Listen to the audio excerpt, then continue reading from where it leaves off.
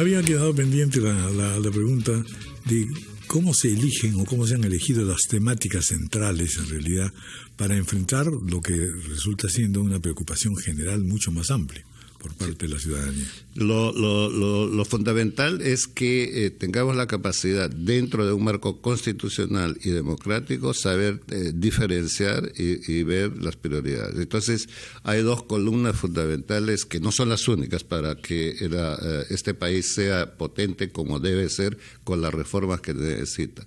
Entonces, necesita primero esta reforma judicial para darle garantía, seguridad a la gente pequeña de la zona más alejada y o al más grande inversor. Eso tiene que pasar. Lo segundo es que tiene que haber estabilidad política.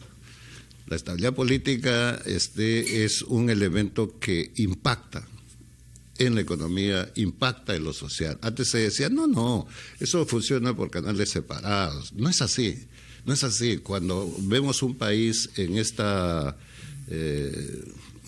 situación de confrontacionales permanentes.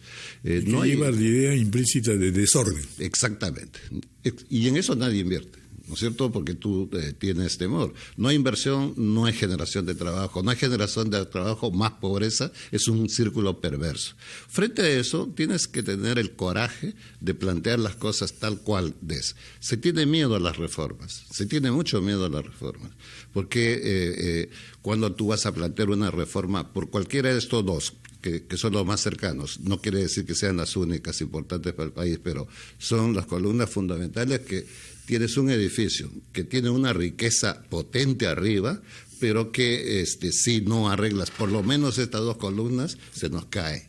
Se nos cae siendo un país poderoso, ¿no es cierto? Pero por esta visión ciega de cortoplacismo, de corrupción, de niveles de confrontaciones, estamos perdiendo la riqueza de ser líder en América Latina. Todo el mundo está pensando en realidad, además, con códigos electorales, es decir, está pensando en las próximas elecciones. Sí, el acomodamiento viene para eso. Sí, rápidamente, porque, a ver, una reforma de esa naturaleza, yo he escuchado muchas opiniones valiosas, nosotros respetamos todas las opiniones, no tenemos la soberbia de decir, mira, este no funciona. Todas las escuchamos, pero tenemos que ser prácticos. Entonces, una reforma de esta naturaleza, para buscar el concurso de la población tiene que empezar a decidir su reforma. Esta no es la reforma de este gobierno de Martín Vizcarra, no es la reforma de cualquier otro partido político, no, es la reforma que tiene que tener el ciudadano y por lo tanto tiene que internalizarlo. Es una reforma que lo que procura es sentar las bases para iniciar un proceso electoral que nos encare ya el futuro, digamos, nos lleve a encarar situaciones muy en profundidad. Ahí tenemos tenemos varias, pero hay dos centrales. Tenemos un Congreso unicameral, donde tenemos la evaluación, no necesitamos hacer la evaluación, yo mismo soy parte de ese proceso, ¿no es cierto? Y tenemos que tener la humildad de saber que eso no está funcionando en términos de calidad de leyes, ¿no es cierto? En términos de una visión país y priorizar. Y de oportunidad. Entonces hay que cambiar esas cosas. ¿Cómo cambiar? Sin que esto signifique lo que también la población rechaza. Una mayor burocratización del Congreso, más gente que pagas a través de tus impuestos, eso no. Eso es posible dentro del mismo número que se dice. Hay especialistas que dicen, pero no son suficientes. Sí, pues probablemente no sean suficientes, pero primero ordenémonos bien tal como estamos para tener un Congreso que sea representativo a niveles de diputados en las distintas regiones tan diversas que tenemos en este país, ¿no es cierto?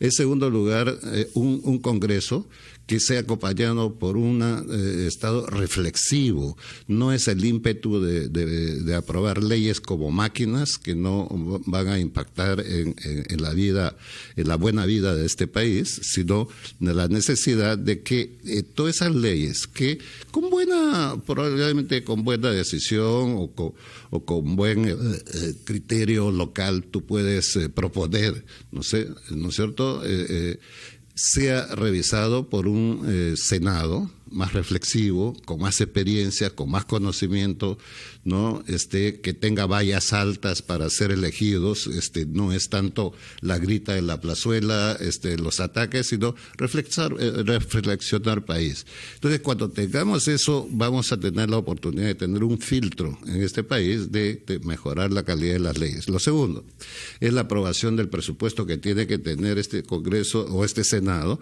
la función de aprobar los presupuestos del país. Y esos presupuestos del país tienen que ser reflexionados, no puede ser con la presión política de A, B, C, D, no puedes tú fraccionar tanto un presupuesto que después no podemos atacar las principales como la educación, como la salud, etcétera, ¿no es cierto? Entonces, son elementos que no requieren procesos tan largos de reflexión, sino recoger la experiencia, la lección. Lo que pasa es que nosotros tenemos golpe tras golpe, pero no aprendemos de los golpes, ¿no? Entonces, por ello es que planteamos esta bicameralidad para tener un Congreso representativo, descentralizado y al mismo tiempo reflexivo. ¿Perdón? Sin aumentar el número de los... Por el momento sin aumentar el número, porque puedes tener 100 diputados, 30 senadores muy bien redistribuidos, fusión, ¿no es cierto? Que eso pueda ser insuficiente, veamos. Lo que pasa es que la visión de la población con justicia es que tú tienes 130 que en números congresales pueden ser reducidos. Pero lo que hay detrás es una maquinaria, ¿no? Es como 3.000, don Raúl. Esa es una maquinaria altamente burocrática, ¿no? Cuando debería reducirse eso a un tercio. Burocrática, gente de calidad que pueda asesorar en equipos, ¿perdón? Confusionista en algunos casos también. Exactamente. Entonces, ¿por qué tengo que hacer eso? 2 elementos, señalándole con claridad que sí, pues nos faltan más reformas, pero 2 elementos que el mundo competitivo que hoy día tenemos no nos va a esperar. No nos va a esperar. Nosotros estamos perdiendo mucho espacio en un mundo donde tenemos que entrar a competir y no podemos entrar a competir con este lastre que tenemos. Tanto lastre político como lastre de desconfianza en un sistema jurídico nacional. Entonces, nosotros tenemos que rápidamente modernizar eso, ponernos a tono y ponernos en el camino de ser competitivos y atraer al mundo, a este país. Para todo eso necesitamos un tipo de racionalidad que no sé si existe en este momento en realidad entre las fuerzas políticas. Por eso es que mucha gente se preocupa de decir, bueno, pero veamos primero qué otras relaciones se pueden establecer que nos indiquen que en efecto hay una aproximación táctica, ideológica, política, en fin. En otras palabras, mi pregunta es, ¿siente usted que de alguna manera han cambiado las relaciones o han mejorado o se han puesto más plásticas entre el Ejecutivo y las diversas fuerzas políticas? ¿O seguimos en un espectáculo en realidad de confrontación que en el fondo neutraliza las cosas? De nuestra parte no existe. El Ejecutivo ha trazado metas, ha fijado objetivos. Nosotros con eso, usted recordará, yo he tenido todo un proceso de búsqueda de consensos con todas las bancadas. Eso era muy extraño. Se dijo Villanueva se lanza por el lado naranja, por el lado rojo. Eso es... uno escucha eso y tienes que tener la serenidad para pensar que la crisis política nos ha arrastrado a ver la política como un ring de box. Así es. Con cuchillazos debajo de la mesa. Rivalidades extremas. Eso no funciona. Lo que funciona en este país, fuertemente usted y yo podemos tener ideas absolutamente diferentes, ¿no es cierto? Eso es válido y además le da riqueza, pero el manejo tiene que ser alturado y el debate tiene que ser alturado porque de ahí van a salir los mejores elementos. El caso nuestro, nosotros nos lanzamos a hacer esta reforma con todo el espíritu y convicción de qué es lo mejor para el país. Si hay alguien que nos dice lo contrario, tenemos la oportunidad del debate. Que tiene, digamos, un tiempo relativo, digamos, de vigencia, ¿no? Así es. Porque es una preparación para una nueva administración que tenga mejores bases. Así es. Por eso es que confío que la madurez política más tarde o más temprano se va a imponer. Porque una cosa es recibir un gobierno que va en picada, que va en destrucción, y recibir un gobierno que va en marcha, un país que va en marcha. Y con ciertas líneas generales ya impuestas, ya logradas, ¿no es cierto? Ya definidas. Y la reforma, permítame un segundo, Raúl, las reformas no son para un gobierno.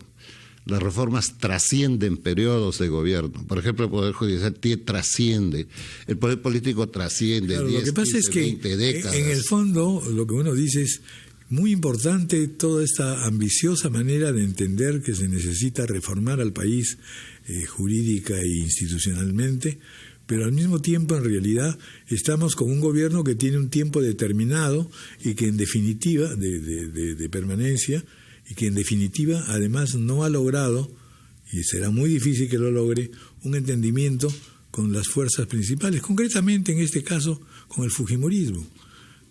La opinión pública todos los días, y lo ve usted también hasta en las encuestas, todos los días lo que remarca es si hay o no una aproximación, y pareciera que no, parece que permanentemente están las cosas en pugna, y que el fujimorismo mira con recelo, y que los otros grupos políticos también se sobresaltan, hay alianzas extrañas, muy momentáneas. En otras palabras, visto desde fuera, pareciera que hay un laberinto más que una convergencia. Sí, yo lo que aprovecho de sus comentarios para darle la total tranquilidad a la población. Tiene un gobierno que no está temeroso o haciendo alianzas extrañas ni temeroso de las barreras que podemos tener. Tenemos la absoluta seguridad de que lo que estamos haciendo es bueno para el país y quienes tienen que calificar es la población. Y nosotros confiamos que la población está llano a cambiar a la política que tiene alto descrédito y a un sistema judicial que tiene alto descrédito. Por ahí vamos a empezar. El resto tiene que ayudar al resto de las fuerzas políticas, primero, a autofortalecerse como organizaciones políticas para ser representativas de una sociedad y obviamente todo el sector económico y social de este país tiene ahora la gran oportunidad de refrescar un país que ha estado perdido todavía en esta maraña, en esta duda, en esta desconfianza, en este pesimismo. Ahora nosotros tenemos un gobierno que va a entregar a los 3 años. No tenemos ninguna otra pretensión de continuidad, ninguna. Por eso es que tenemos la fuerza moral para empujar este carro sin ataduras ideológicas, sin ambiciones que no sea otro, entregar al que gane. Preparar el terreno para poder una construcción democrática. Que sea abonado. Y sea abonado por todos los especialistas que hoy día empiezan a discutir de reforma. Hoy día. Y eso debe dar gusto al país. Y estos cambios, don Raúl, son más para los jóvenes que han estado alejados de la política. Porque la política... Han estado alejados de la política, pero sí han tenido exigencias políticas y manifestaciones clarísimas. Exigencias, ¿no es cierto? Y dice, esa política es asquerosa. Hay que cambiarla, pues. Entra a hacer política a los jóvenes para que esos que tú tienes asco no estén decidiendo por ti, ¿no es cierto? Lo mismo es en tema de las mujeres. En la violencia de las mujeres, ¿no es cierto? Que hoy día hay otra marcha por el tema de la violencia. También no se puede tratar el problema de las mujeres, de la violencia de mujeres, con pequeñas parches al problema. Hay que darle también el poder político para decidir por ellas y con ellas. Y en este tema de nueva propuesta de reforma política está esa paridad. Entonces, hay la más hermosa oportunidad, a pesar de los problemas que tenemos, de cambiar este país yo no diría en los próximos años, en las próximas semanas y meses, a partir de un referéndum donde la población refresque con su participación la política y la decisión y el rumbo de este país. Muy bien, don César Villanueva, muchas gracias por haber estado con nosotros y por supuesto vamos a continuar. Usted como siempre, don Raúl, siempre es un placer conversar con usted. 9:32, una pausa.